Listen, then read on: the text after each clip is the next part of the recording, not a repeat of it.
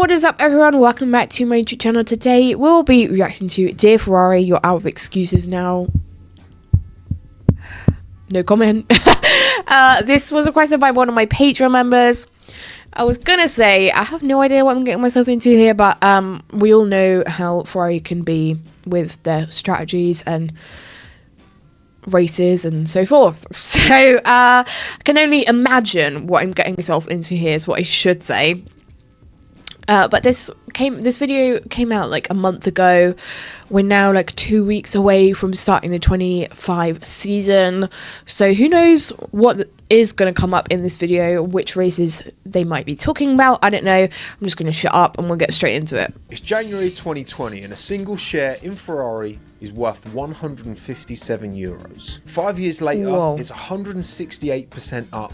€422 a share. In fact, throughout the year of 2024, one of the most tumultuous years in the automotive industry ever, Ferrari are one of very few premium brands not just surviving, but thriving. This success for the perennial automaker has recently started to reflect on track 2, superbly picking up a 2024 Le Mans 24-hour victory on debut. That's the big headline, but let's not forget about the F1 team as well. The uptick in performance almost saw them convert the Constructors' title in 2024, but this hasn't come easy. It's been a long time coming. My name's Tomo. Let's talk about it. Okay, let's get into it. Ferrari stumbled through the 2010s with only Alonso and Vettel giving odd glimmers of hope. By 2020 they were languishing down in P6 in the Constructors after being found out with their engine shenanigans. The Vettel experiment had ultimately failed to deliver a world title, and Carlos Sainz was drafted in to help rebound the team reasonably well in 2021 alongside Charles Leclerc. But of course Lewis and Max stole the show that year, didn't they? Domenicali, Arriva Bene, Binotto, the team principal merry-go-round across these years didn't help things either. They seemed lost. Now the Grand Effect era presented a real opportunity for not just Ferrari, all teams, right? Even a team at the back can take a regulation change and move from the back to the front if they really nail it. But for a marquee like Ferrari, who so long have been underachieving relative to their history, this was really important. They nailed it. And coming out the blocks, it appeared like they had. Win, P2, win for Charlie. Max bounced back, but there was still a title fight. Or so we thought.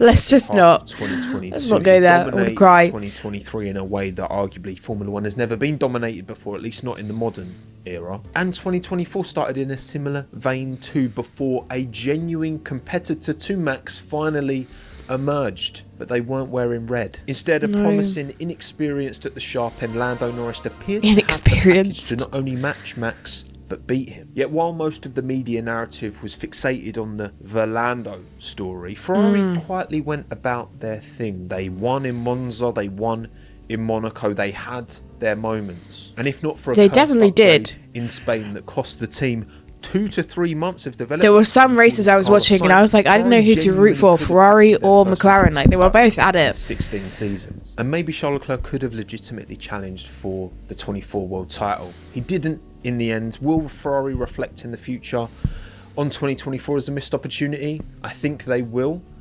To what extent, maybe. I guess, depends on how successful Ferrari will be from now on. Pause if you're at this point in the video, drop a like and comment your favourite breed of dog. If it's not sausage dog, I won't be offended, but he might.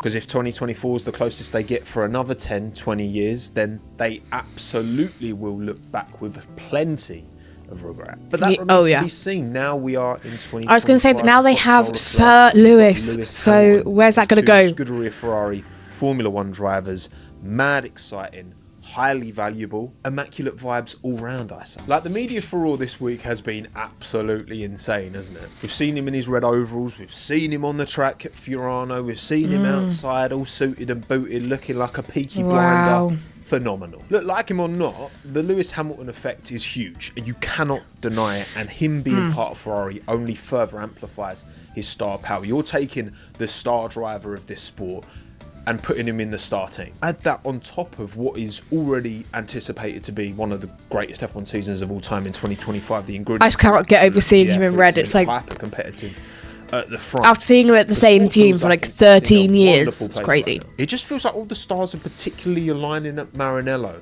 That's the way I feel. I mean, Fred Vasseurs giving some Interesting. long-awaited stability to a team that's flip-flopped between team principals for far too long now. He also worked with Lewis in the past, of course, during his junior Formula days, which was a long time ago, but that's all going to help Look how settle young Lewis they look into this team, because Fred knows what Lewis is about and vice versa, because they've been in the same paddock for many years now. There's other factors too. The historic Mercedes PU advantage has pretty much evaporated. It's only Renault, shock, who are lacking performance relative to the others, so you've not really got an engine formula right now. That will probably change in 26, but as for 25, that isn't really a factor anymore. And yes, Ferrari did lose Enrico Cardile to Aston Martin, but they have bolstered, they have replaced. You've got Loic Serra and you've got Jerome D'Ambrosio, both whom worked with Lewis at Mercedes for years. That should further help ease his transition. Oh, the stars into aligning. The conclusion I'm coming to is there's really no more excuses for Ferrari.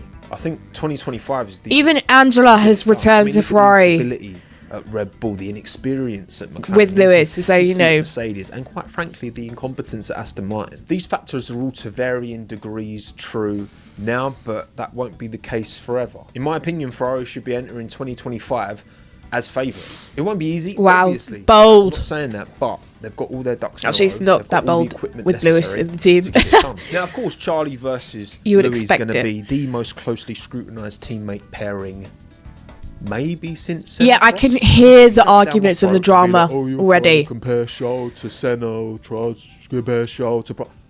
Hang on. First of all, do I think Charles Leclerc does not have a world title because he has an inherent skill issue? I do not. Charles Leclerc has a ability behind the wheel that is clear of many World Championship winning drivers. I absolutely believe that with chest. He just needs conditions to be right. As a raging Ferrari fan, so do I. Surely right now in 2025 are as right as they could ever be. Now with this scrutiny on them as a teammate pairing, of course there's going to be a hyperfixation on how they go head to head, right? Because that's a lot of pressure as well. Teammate, be that over qualifying, be that over the races, we don't know, we can only speculate, but we love a bit of speculating on this YouTube channel, don't we? So I thought I'd ask you lot, see how you feel. We've had the kind of Christmas holiday period to kind of forget about F1 for a little bit, and now it's starting to... I haven't forgotten about it. How do you think it's going to go between Charles and Lewis in 2025? So I gave you 4 options, and 2 of those options got the lion's share of the vote. We'll start with the least popular take, which is that Hamilton is quicker than Leclerc in qualifying, but Leclerc's quicker than Hamilton in the race. Only 2% of you thought that. Wow. Then only 3% of you think Lewis will be quicker than Leclerc in both qualifying and the races. That's a big ask, which means we jump up big time to 42% of the vote. Leclerc will outperform Hamilton in qualifying, but Hamilton will outperform Leclerc in the races. Now, interesting. Again, Lewis's race pace is exceptional. That's the kind of area where I still think he was always carrying a slight advantage to George Russell, and he would just do himself a lot of damage in qualifying. But yeah, this was it's in a fair Mercedes point. team that Lewis had been at for a very, very long time. With 53% of the vote, most of you think Leclerc will be quicker than Hamilton in both qualifying And the race, wow. Personally, I'm not surprised by the numbers of the poll, but what I think is a bit more interesting is looking at your replies. So let me just move over a little bit to the side. Ask Ladden, thank you very much. Even if Lewis is better in the races, it will be a very tiny margin. So if he starts behind Charles, I don't see him passing Charles at all. So his only chance is to regain his old qualifying form. This got 120 upvotes, which is more than any other reply. Damn. In many ways, it's become a bit of a qualifying formula at the moment, just because these cars are getting more and more dirty air kicking off the side of them as the teams continue to add aerodynamic performance. So when you are struggling in qualifying, it is really hitting you exponentially hard, because it's again harder than it has been for a while to overtake. Lewis can rely on his instincts as a driver with as much experience as he has to be able to extract race pace performance where you don't need to be hitting that upper single percentile at the very, very top of optimum performance. You can just sit in an area where you can consistently bang out laps. Kimi Räikkönen, he said that his qualifying pace fell off quite a few years before he finished, but he always backed his race pace, and I think that's probably fair to say of Alonso, and probably fair to say of Hamilton, and any driver getting into their late 30s, early 40s and still competing in this sport. His only chance is to regain his old qualifying form. I'm very much inclined to agree. I think this is a really good point. Again, not just because he struggled relative to George in qualifying, but in this Formula One as it is right now, quali is so important, so important. Which makes you think about the 26 regulations and how much that might change. That's what I can't stop thinking about. Oscar Piastri, you know, who knows what Kimi and Liam can bring to the table as well, and George, of course, all in their 20s. Like, it's a big ask. It's a big ask. Next, we've got Finn. Leclerc's race pace is underrated, and I think he's better than Russell in quali and race pace. Would I say that? I think maybe not in qualifying. I do think I back Leclerc over a race distance over George, but I think in quali, actually, I think George has really stepped up, and I think George is exceptional in quali pace. This would put him even further ahead of Hamilton if Hamilton performs like he did in 24, but I think Hamilton performed better than last year.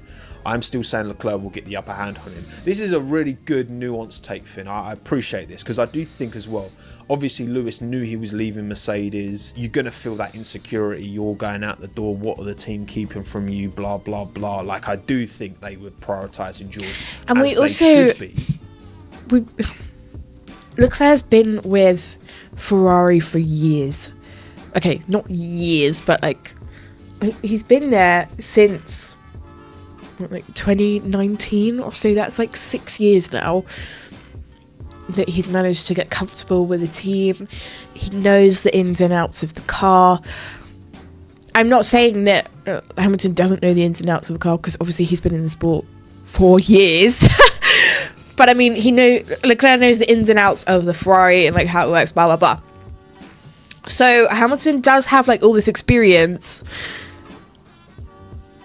But I don't know, there's always like a what if in the back of your mind when someone has been at a team for so long and then they've jumped to another team. You're like, oh, are they going to adjust to the car well? Are they going to get it straight away and the car will be at the front? Or are they going to struggle to adapt to this different car? Because, you know, as much as the cars look similar, all these teams build their cars differently to try and, you know, up the aerodynamics and everything. So I don't know about that one. Actually, I am sure about that comment there.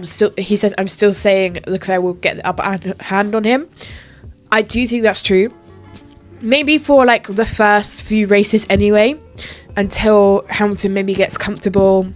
Then maybe we'll see them. I still think they're going to be like really close.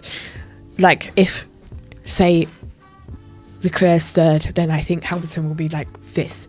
Or if Hamilton's like fifth, I would think Leclerc will be like seventh. So I think they'll still be like in similar positions. But I think give it a few races and then I think they'll be like even closer and then competing. That's what I think anyway. And I think another thing is, I know I'm just rambling, but they keep saying like it's a big teammate pairing, blah blah blah. I think it's going to create so much drama, and we've seen, you know, with Leclerc's previous teammates, Leclerc has been, I don't want to say number one driver, but you know, he's been with Ferrari for longer than all these teammates that he's had, so he has been like the upper hand, and like Leclerc, Ferrari have favoured Leclerc.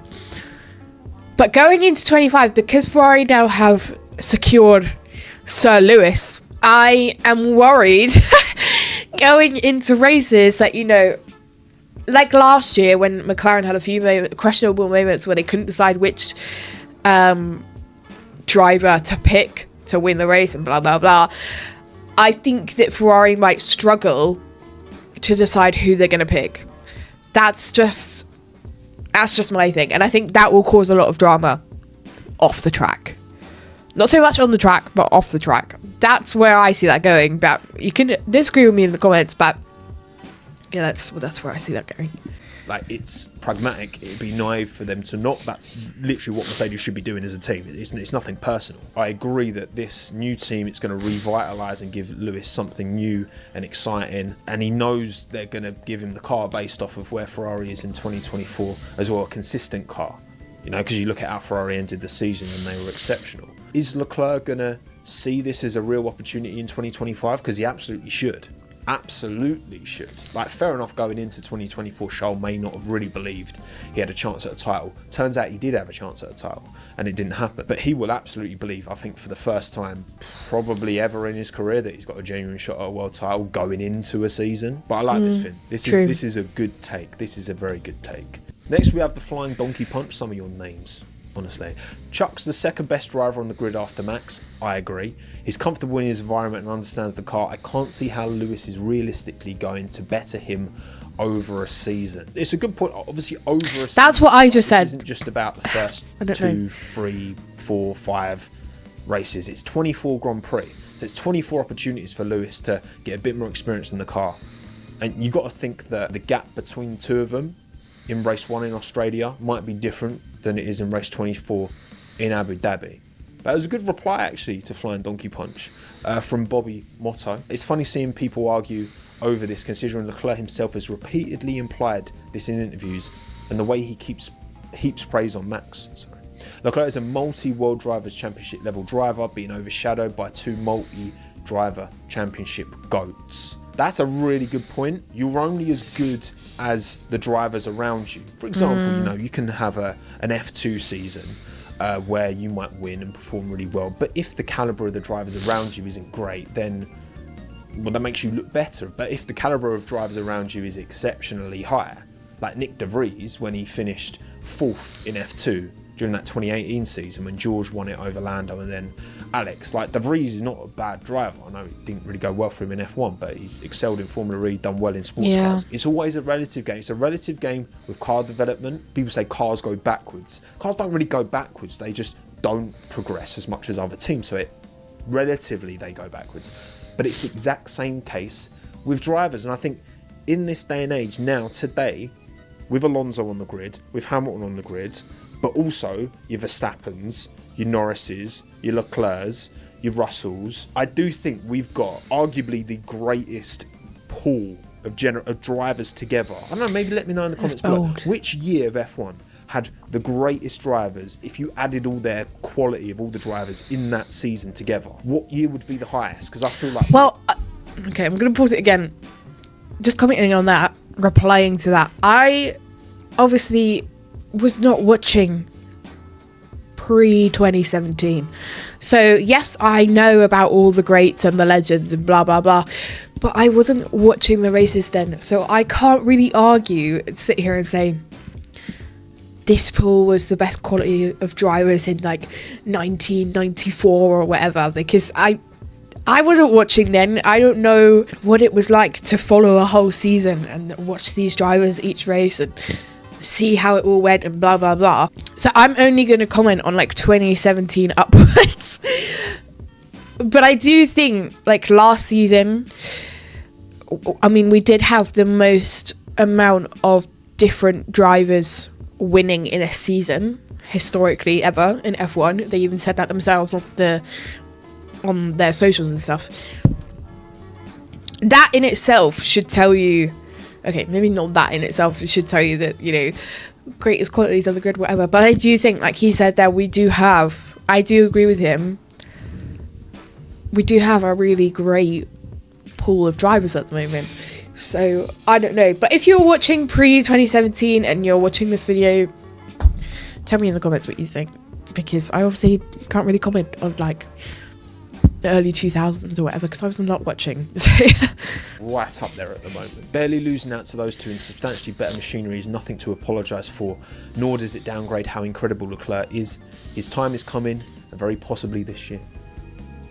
Maybe. Gregory got 21 upvotes on this. Leclerc better than Hamilton in quali. Leclerc equal to Hamilton in the races. Wow. I didn't have enough poll responses to do like a equal, so I always had to do one better than the other. Lewis's race management, we've seen it time and time again, will shine through. It's just also, is Leclerc just unbelievable in a race over a distance? I do think he is. I do think Charles' racecraft, I think Charles' ability to manage the tyres is not something that he's given enough. Because I think a lot of people just chalk Charles up as being a quali merchant, but I think there's so much more to Charles Leclerc than that. I'm just gassed. I'm just excited. Okay, and so is Rocky, active Ferrari driver versus a multi-time world champion. This should be awesome, and we all win. We all win. I was going to say, you know what? Almost no one loses in this situation.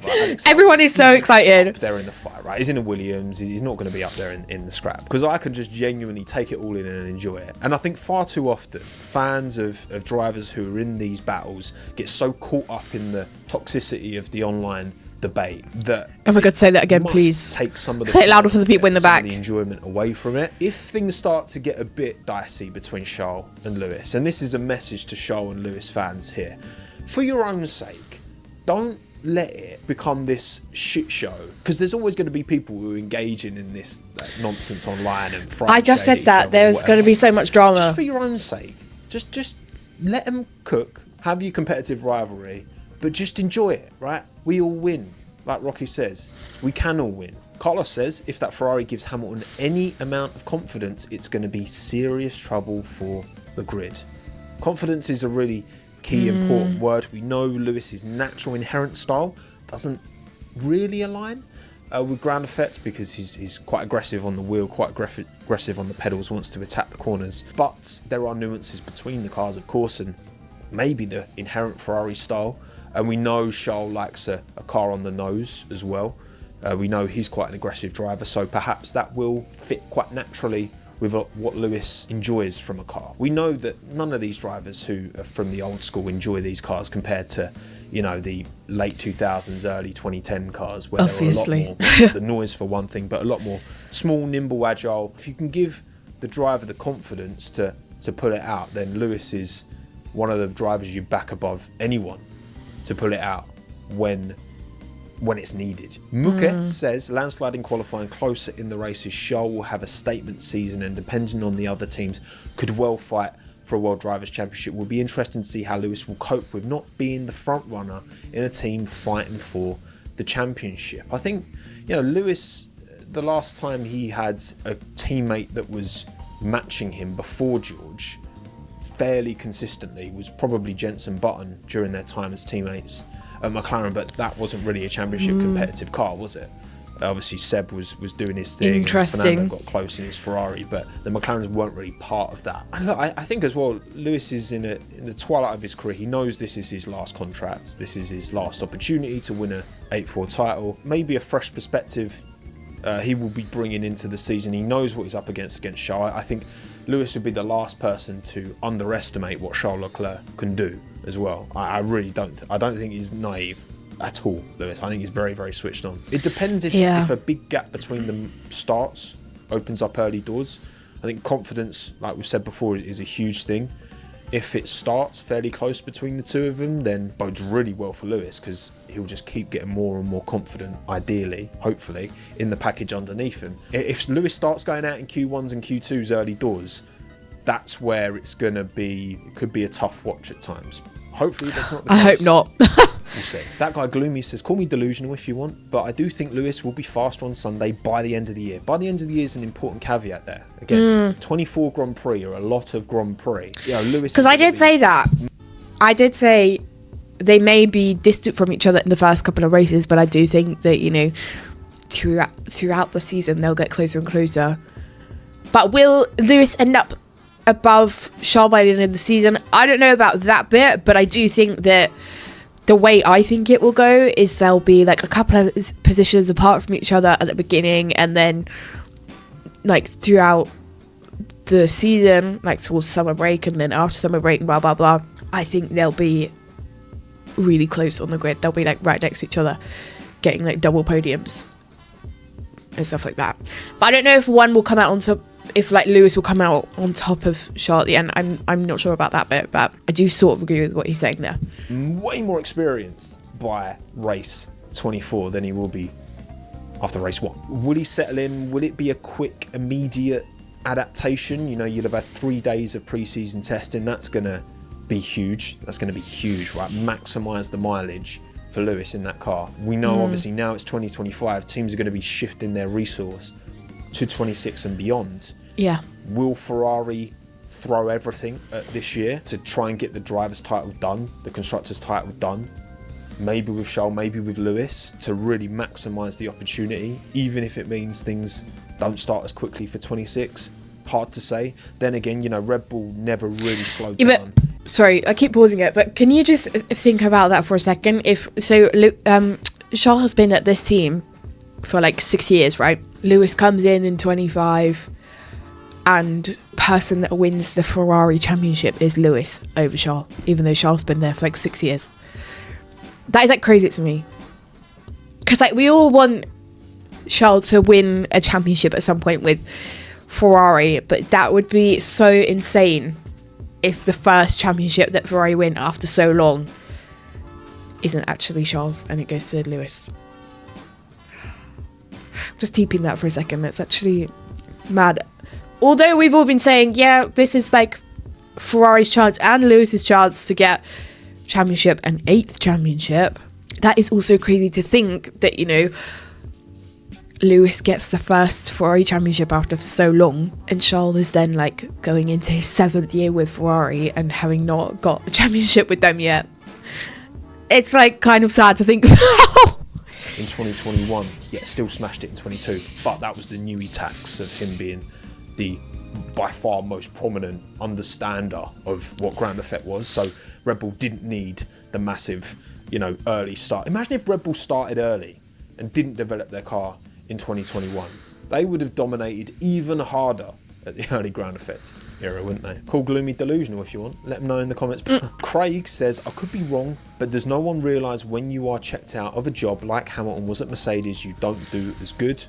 It's a good point. And again, to what extent was he checked out? Lewis wears his heart on his sleeve. His body language was very negative after a lot of races. Multiple times, this is my worst like Grand Prix ever, the worst experience in a car ever. So it's always going to be hard if you're in that mental place to really dig deep and find that extra little bit and that confidence and that ability to really shine. If this was at the same team or going back to a team that had been at before, it's just the mystery around going to Ferrari and doing it in a Ferrari. With all of that, you know, there's so much that comes with that responsibility as a Ferrari driver that's maybe unique to Ferrari. I think, Craig, you've raised a very good point here. And the final community post here, I picked this one from Bigsley Doc. I've actually shortened this down, Bigsley. This is a really good comment, but this is the main bit I want to look at.